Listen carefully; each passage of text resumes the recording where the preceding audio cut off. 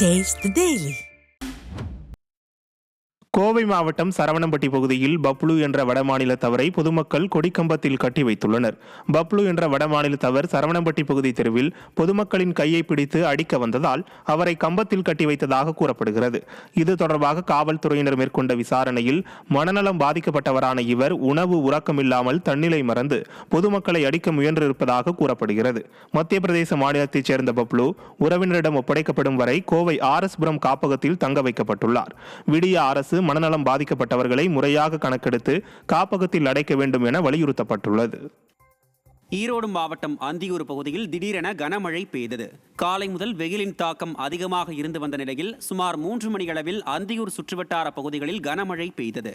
இதனால் பொதுமக்களும் விவசாயிகளும் மகிழ்ச்சியடைந்தனர். நாமக்கல் மாவட்டம் குமாரபாளையம் அருகே காவிரி ஆற்றில் தவறி விழுந்து மூதாட்டி பலியானார். மேட்டுக்காடு பகுதியைச் சேர்ந்த மூதாட்டி கருப்பாய் அம்மாள் வீட்டை பெருக்கி குப்பையினை காவிரி ஆற்றில் கொட்டிவிட்டு திரும்பும்போது எதிர்பாராத விதமாக ஆற்றில் தவறி விழுந்தார். தகவலின் பேரில் அங்கு வந்த தீயணைப்புத் துறையினர் மூதாட்டியின் உடலை மீட்டனர். விடிய ஆட்சியில் உரிய எச்சரிக்கை பலகை வைக்காததால் மூதாட்டி பலியான நிலையில் கண்கட்ட பிறகு சூரிய நமஸ்காரம் என்பது போல அதிகாரிகள் தற்போது தடுப்பு வேலிகளை அமைத்துள்ளனர். திருப்பத்தூர் மாவட்டம் ஆம்பூர் அருகே ஓடும் ரயிலில் இருந்து தவறி விழுந்து ஒருவர் பலியானார். சென்னையில் இருந்து ஜோலார்பேட்டை வழியாக பெங்களூர் செல்லும் ரயிலில் பயணித்த 45 வயது மதிக்கத்தக்க அடையாளம் தெரியாத நபர் ஆம்பூர் அருகே ஓடும் ரயிலில் இருந்து தவறி விழுந்த நிலையில் சம்பவ இடத்திலேயே பலியானார். இதுகுறித்து ஜோலார்பேட்டை ரயில்வே போலீசார் விசாரணை மேற்கொண்டு வருகின்றனர். திருச்சி மாவட்டம் லால்குடி அருகே அரசு பேருந்தின் அடியில் இருசக்கர வாகனத்துடன் சிக்கிய இளைஞர் அதிர்ஷ்டவசமாக உயிர் தப்பினார். தண்டாங்கோரையைச் சேர்ந்த திலீப்ராஜ் என்பவர் இருசக்கர வாகனத்தை நண்பர் உதவியுடன் டோ செய்து கொண்டு ஓட்டிச் சென்றுள்ளார். அப்போது அகிலாண்டபுரம் அருகே நிலை தடுமாறி இருசக்கர வாகனத்திலிருந்து விழுந்த திலீப்ராஜ் அரசு பேருந்தின் அடியில் சிக்கி படுகாயமடைந்தார். அங்கிருந்தவர்கள் திலீப்ராஜை மீட்டு அரசு மருத்துவமனையில் சிகிச்சைக்காக செங்கல்பட்டு மாவட்ட ஆட்சியர் அலுவலகம் எதிரே மணல் லாரி உரிமையாளர் சங்கம் மற்றும் கட்டுமான தொழிற்சங்கங்கள் கூட்டமைப்பின் சார்பில் மத்திய அரசை கண்டித்து கவன ஈர்ப்பு ஆர்ப்பாட்டம் நடைபெற்றது. இந்த ஆர்ப்பாட்டத்தின் போது புதியதாக மத்திய அரசு கொண்டு வந்துள்ள மோட்டார் வாகன திருத்த சட்டத்தை திரும்ப பெற வேண்டும், கட்டுமான பொருட்களின் விலையை நிர்ணயம் செய்ய குழு அமைத்து அதற்கான அறிவிப்பை வெளியிட வேண்டும் என வலியுறுத்தினர். கள்ளக்குறிச்சி நகராட்சியில் உள்ள குடிநீர் தொட்டிகள் முட்புதர் அண்டி பயன்பாடற்று அவல நிலையில் உள்ளது. கள்ளக்குறிச்சி நகராட்சிக்குட்பட்ட தியாகதுருகம் சாலையில் மின் இணைப்புடன் கூடிய குடிநீர் தொட்டிகள் பராமரிப்பின்றி பாழடைந்து காணப்படுகிறது. இதுகுறித்து அப்பகுதி மக்கள் புகார் அளித்தும் விடிய அரசின் நகராட்சி நிர்வாகம் எந்த நடவடிக்கையும் எடுக்கவில்லை என மக்கள் குற்றம் சாட்டுகின்றனர். எனவே உடனடியாக குடிநீர் தொட்டிகளை இயக்க நடவடிக்கை எடுக்க மக்கள் கோரிக்கை விடுத்துள்ளனர். விடிய அரசின் அலட்சியத்தை கண்டித்து மதுரை மாவட்டம் திருமங்கலம் வட்டாட்சியர் அலுவலகத்தை கிராம மக்கள் முற்றுகையிட்டு தர்ணா போராட்டம் நடத்தியதால் பரபரப்பு ஏற்பட்டது. முத்துகிருஷ்ணாபுரம் என்ற கிராமத்தில் சிறுவர்களுக்கு பூங்கா அமைப்பதற்காக 10 சென்ட் நிலம் ஒதுக்கீடு செய்யப்பட்டிருந்தது.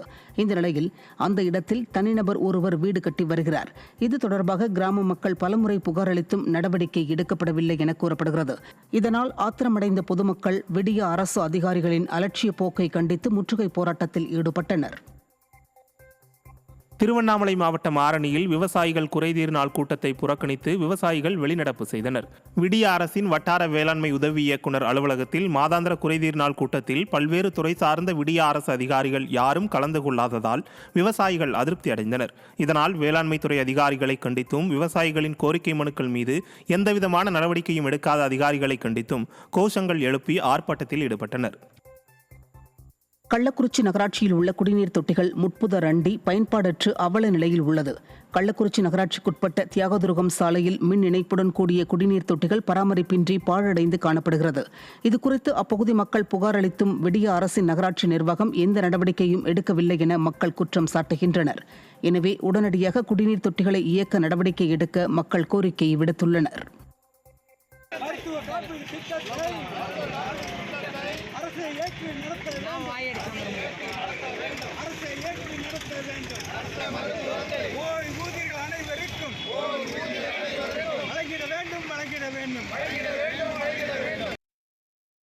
ராமநாதபுரம் மாவட்டத்தில் உள்ள ஆட்சியர் அலுவலகத்தில் காப்பீடு திட்டத்தில் உள்ள பல்வேறு குறைபாடுகளை களைய வேண்டும் என்பன உள்ளிட்ட பல்வேறு கோரிக்கைகளை வலியுறுத்தி அனைத்து துறை ஓய்வூதியர் சங்கத்தினர் போராட்டம் நடத்தினர். காப்பீடு திட்டத்தில் முழுமையான காசில்லா மருத்துவத்தை உறுதி செய்ய வேண்டும், சிகிச்சைக்கு பின் நிலுவையில் உள்ள செலவு தொகையை உடனே வழங்க வேண்டும் என்பன உள்ளிட்ட பல்வேறு கோரிக்கைகள் ஆர்ப்பாட்டத்தில் வலியுறுத்தப்பட்டது.